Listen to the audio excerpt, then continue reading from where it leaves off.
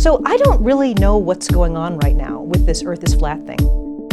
And it's not okay to think that the Earth is flat.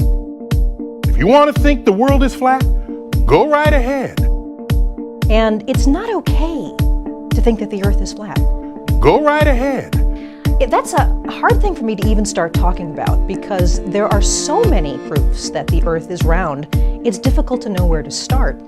Go right ahead. Is to think about... You can and should think... Now, another way that you can tell that we're on a sphere is to think about... You can and should think whatever you want, whatever you want. How there's something called the tropics on the Earth. And the tropics are places near the equator of the Earth where sometimes the sun is overhead in the sky. And this was actually something that the Greeks used not only to prove... Whatever you want. 2,000 years ago. Whatever you want. 2,000 years ago. Whatever you want. Probably indicative of us being on a curved surface. You see this curvature of Earth's surface, and you say, wow, he's in space, look at that. And you could make all kinds of measurements, even between those two cities, and see that the angles were different. The sun was at a different place in the sky. Using this, he actually measured the circumference of the Earth, and he got it right 2,000 years ago. No, he's not. Right.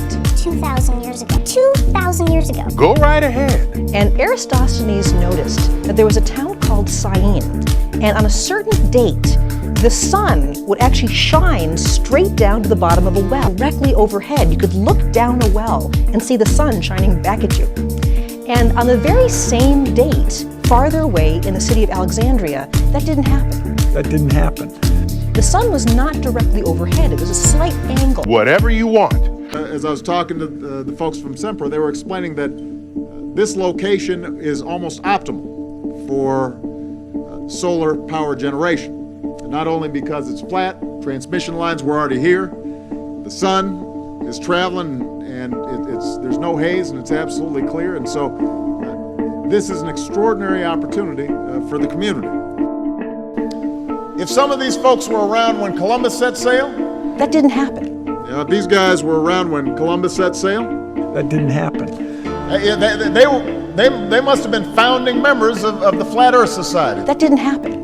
They'd be charter members of the Flat Earth Society. That didn't happen. And space is completely empty. Everybody knows the Earth is a sphere, right? Space is completely empty. Everybody knows that. You've seen the pictures. Right. Space, or a geoid, very close to a sphere, is completely empty. Whatever you want. An emptiness that you can't wrap your mind around.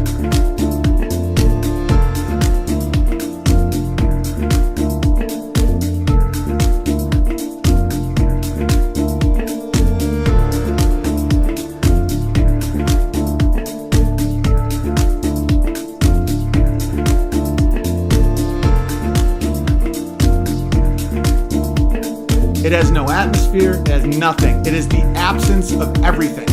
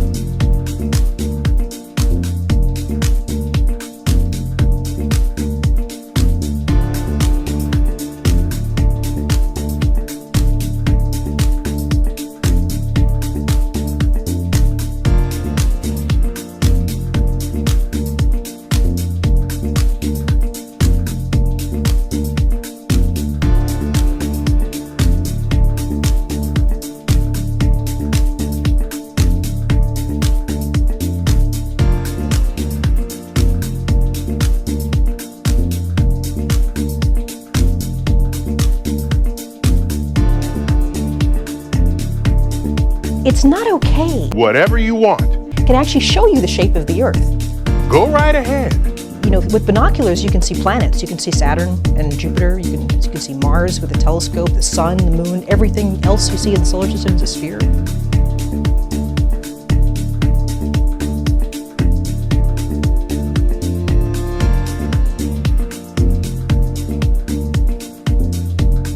So we're the one thing that is different.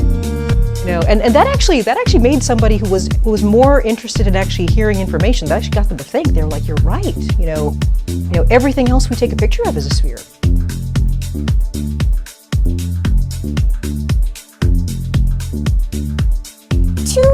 Years ago. 2,000 years ago. 2,000 years ago. 2,000 years ago.